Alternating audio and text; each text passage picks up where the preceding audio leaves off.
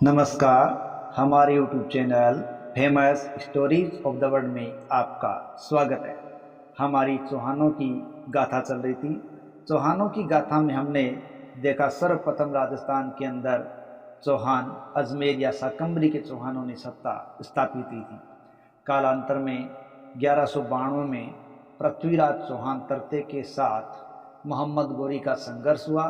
तराइन के इस दूसरे संघर्ष में गोरी की विजय हुई और पृथ्वीराज चौहान की हार के पश्चात पृथ्वीराज चौहान के पुत्र गोविंदराज के द्वारा रणथंभौर के चौहान वंश की सत्ता स्थापित की गई थी।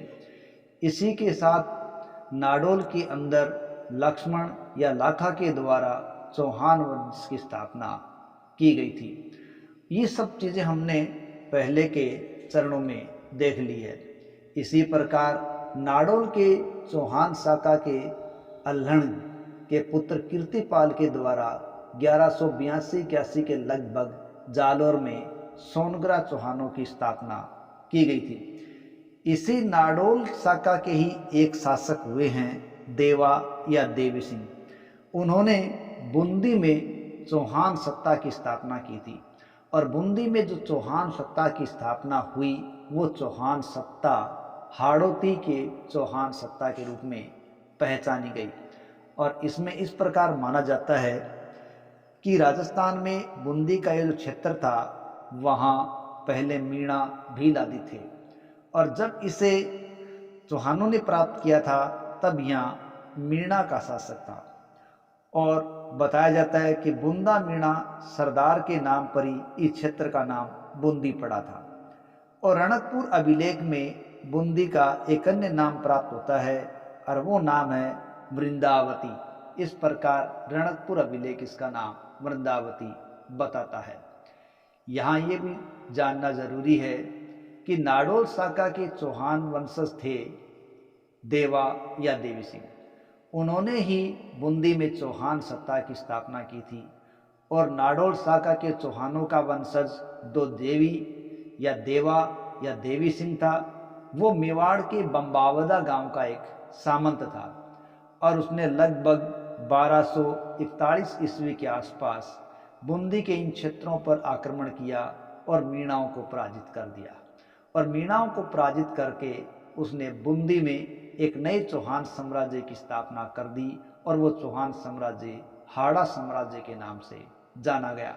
इस प्रकार बूंदी में चौहान सत्ता की स्थापना करने वाला था देवा या देवी सिंह। देवा ने अमरधुणा गांव में गंगेश्वरी देवी का मंदिर बनवाया और एक बावड़ी का निर्माण भी करवाया था। इस प्रकार देवा बूंदी के चौहानों का सर्वप्रथम शासक था जिसने हाड़ा शाखा का स्थायित्व बूंदी के अंदर कायम किया था। ऐसा बताया जाता है कि देवा के पश्चात उसका पुत्र समर सिंह शासक हुआ था। इसने कोटिया भील से संघर्ष किया था जो कि कोटा के थे। और उसके पश्चात बताया जाता है कि समर सिंह के पुत्र हुए हैं जेतर सिंह और इन्होंने 1274 ईस्वी के अंदर कोटिया भील पर आक्रमण कर दिया। आक्रमण करके उसे हरा दिया और उसके साम्राज्य पर कब्जा करके उसके कोटा साम्राज्य को बूंदी में मिला दिया था। इस प्रकार कोटा है वो बूंदी के अधीन एक क्षेत्र हो गया था जो कि जेतर सिंह की देन है और ये घटना 1274 ईस्वी की बताई जाती है। बूंदी के आगे के इतिहास को जानने के लिए हमें मेवाड़ की तरफ रुख करना पड़ेगा। देखिए 1303 ईस्वी के अंदर अलाउद्दीन खिलजी ने चित्तौड़ पर हमला किया। पद्मिनी का कारण बताया जाता है जो इतिहास में काफ़ी चर्चित है। रावत रतन सिंह है वो इसमें मारे गए थे, जौहर हुआ था। और 1303 ईस्वी में अलाउद्दीन खिलजी ने चित्तौड़ पर कब्जा करके उसका नाम खिजराबाद कर दिया और वहाँ पर बाद में जालोर के सोनगरा चौहानों के एक वंशज मालदेव को नियुक्त कर दिया। और उस मालदेव की मृत्यु के पश्चात सिसोदिया राणा हमीर ने सिसोदिया वंश को पुनः चित्तौड़ में स्थापित किया। इस प्रकार सिसोदिया वंश को पुनः स्थापित करने वाला राणा हमीर था। इसी राणा हमीर के पुत्र हुए हैं क्षेत्र सिंह, खेत्र सिंह या खेता। देखिए इनका काल 1364 से 1382 का बताया जाता है और हमीर के इस पुत्र छतर सिंह ने लगभग 18 साल पर शासन किया था। 18 साल के अपने शासनकाल के दौरान इन्होंने काफ़ी विजय प्राप्त की थी। इन्होंने शासन प्राप्त करते ही सबसे पहले अजमेर पर अधिकार कर लिया था। इसके पश्चात इन्होंने कई अन्य क्षेत्रों पर, बिजोलिया, भीलवाड़ा क्षेत्रों पर भी कब्जा कर लिया था। और इस समय तक जब हमीर राजा थे तब तक, और जब छतर सिंह राजा बने तब तक बूंदी के साथ मेवाड़ के संबंध अच्छे थे। लेकिन बूंदी का प्रभाव बढ़ता जा रहा था और अब बूंदी का क्षेत्र मांडलगढ़ तक बढ़ता आ गया था। और इस बात को छतर सिंह ने बर्दाश्त नहीं किया और बाद में उसका बूंदी के साथ संघर्ष चल पड़ा था। और धीरे धीरे करके छतर सिंह ने, कहते हैं, पूरे बूंदी को ही मेवाड़ के अधीन ला दिया। इस प्रकार जो हाड़ौती के बूंदी के चौहान थे वो मेवाड़ के अधीन हो जाते हैं। और ये घटना मेवाड़ के महाराणा छतर सिंह के समय की बताई जाती है। इस प्रकार अब बूंदी का कुछ समय के लिए स्वतंत्र अस्तित्व समाप्त हो जाता है और शासक है वो पूरी तरीके से मेवाड़ के अधीन आ जाते हैं। और इस बात की जानकारी है वो एक लिंग प्रशस्ति से मिलती है। और हालांकि ऐसा भी पता चलता है कि छतर सिंह के समय ही मेवाड़ और मालवा के संघर्ष की शुरुआत हुई थी, क्योंकि मालवा के दिलावर खां ने यह हमला किया था और मेवाड़ ने दिलावर खां के साथ संघर्ष किया। बताया जाता है कि इस संघर्ष में मेवाड़ का साथ बूंदी के हाड़ा शासकों ने भी दिया था और मेवाड़ के शासक छतर सिंह ने दिलावर खां को मार दिया। और तभी से मेवाड़ और मालवा के संघर्षों की एक श्रृंखला है वो शुरू हो गई थी। इस प्रकार जब बूंदी है वो मेवाड़ के अधीन आ चुका था। बूंदी के शासकों के अंदर अगर आगे के शासक देखें तो उनमें एक नाम विशेष तौर से उभर कर आता है और वो है बरसिंह हाड़ा। 1354 ईस्वी में बरसिंह हाड़ा ने बूंदी में तारागढ़ किले का निर्माण करवाया था।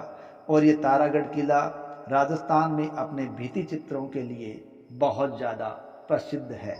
बूंदी के तारागढ़ की अन्य विशेषताओं में खास बात यह है कि इसमें मुगल प्रभाव की बजाय राजपूत प्रभाव ज़्यादा देखने को मिलता है। साथ ही साथ जहाँ इस समय के जो अधिकांश किले महल है वो बलुआ पत्थरों से बने हुए हैं, लेकिन इस बूंदी के तारागढ़ में बूंदी में खनन से प्राप्त किए गए हरे रंग के पत्थर का इस्तेमाल अधिकांश रूप से हुआ है।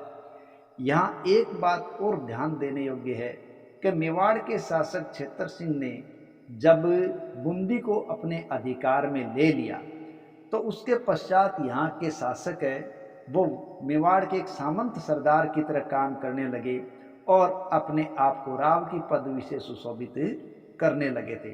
तो इसलिए इनके नाम के साथ राव लगाया जाता है। और मेवाड़ की अधीनता में ये लगभग 2 शताब्दियों तक रहे थे।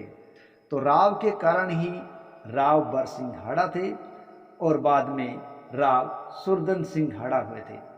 देखिए 1569 तक ये बूंदी का दुर्ग है वो मेवाड़ के अधीनता में रहा, लेकिन 1569 के दौरान मुगल शासक थे अकबर।